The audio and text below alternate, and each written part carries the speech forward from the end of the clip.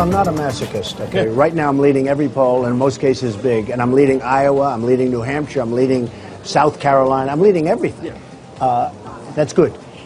If that changed, if I was like some of these people at 1% and 2%, there's no reason to continue forward. Well, you heard it right there. Donald Trump on CNBC saying he would drop out of the presidential race if he starts tanking in the polls. But that's a mighty big if, because take a look at the latest poll from Pew Research. The Donald still out in front at 25%, then Dr. Ben Carson, and Marco Rubio tied with Carly Fiorina for third place at 8%. The real story is you look at the second column, Ted Cruz at 6%. Talk about tanking. Jeb Bush at only 4%. So maybe Jeb is feeling bushed, and Donald could pick up more support. We'll see what happens. For more, let's welcome in via Skype the former Lieutenant Governor of New York, Betsy McCaughey. She joins us from New York. But at Newsmax New York, we're also pleased to welcome in journalist Ed Klein. Ed is the author of the new book, Unlikeable, The Problem with Hillary. Let me state for the record, I like the book, and I like my guests very much. Ed Klein, let me begin with you.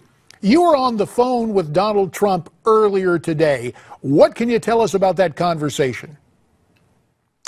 Well, Donald and I had what I would call a short conversation. He's in the middle of running for president, so the fact that he took my call was great. He said, who's going to keep running if you're doing badly in the polls? He also said to me, I don't understand why people are making such a big thing of this. It makes sense. If you're doing badly, you quit. I don't think Donald really understands that some people don't quit so quickly. But in his case, it's very important not to be a loser. Donald makes a big thing about winners and losers. He doesn't want to go out as a loser. Well, it looks like somebody is headed in that direction, Betsy, and that somebody is Jeb Bush. What do you think is happening in the Bush campaign right now?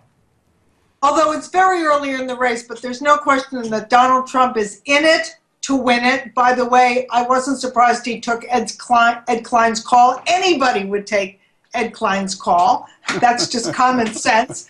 And the fact is, when I see you pair Trump to Clinton, it's an interesting comparison. It's off-the-cuff candor versus carefully rehearsed deception. And nobody knows the deception half better than Ed Klein, who's made a real study of Hillary Clinton's deception.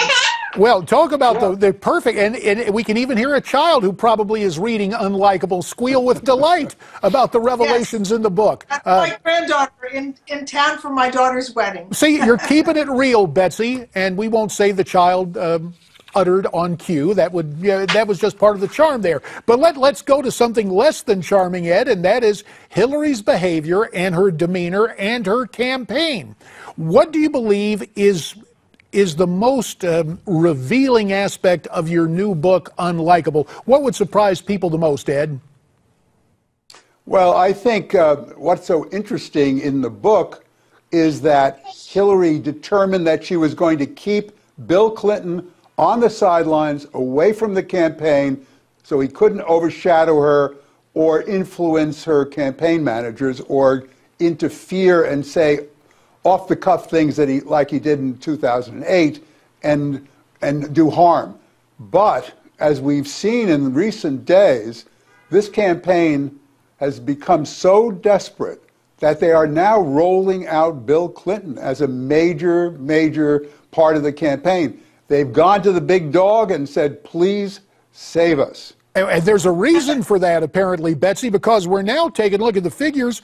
Hillary Clinton has apparently spent 90% of the money she's raised. Is she just repeating the mistakes from 2008? The reason is she's not getting any earned media, that is television and radio and print appearances based on her policies. All of her unpaid media is about the bad story of her constant deceptions, especially regarding her emails. So she's spending all this money on spin masters and on lawyers and on preparation for testimony when she should be out there delivering her policy messages. This is a campaign in real trouble. We should note, on the other hand, Ed, Bernie Sanders is raking in the dough. He raised $26 million. Of course, on the Republican side, Dr. Ben Carson pocketed a healthy $20 million. Ed, your take on these other candidates vis-a-vis Hillary and her situation. About a minute remains. I just want to agree with Betsy and point out that Hillary is going to be a guest on this Saturday's Saturday Night Live. And guess who is going to be the host? Miley Cyrus. So maybe we're going to see Hillary Clinton do some tweaking this Saturday night. Or might that be twerking? Well done, Ed. She tries to tweak the campaign with twerking on Saturday Night Live. That's an interesting visual image. Betsy, rescue us from this. Your last word of wisdom here. Give us 15 seconds on what we need to see. Hillary is such a serial liar, not just about the emails, but even when she rolls out policy. I have a piece in the New York Post today about her serial lying on her health care, on her own chief issue. She can't stand in front of a camera or an audience and force herself to tell the truth. It's a really chronic problem. We will have to leave it there. Betsy McCaughey, our thanks to you. Ed Klein, the name of Ed's new book again, Unlikeable, The Problem with Hillary. The Vatican backpedals on its meeting with Kim Davis. Our political panel of Ellis Hennigan and Glenn Downs offer their views next as Newsmax Prime continues.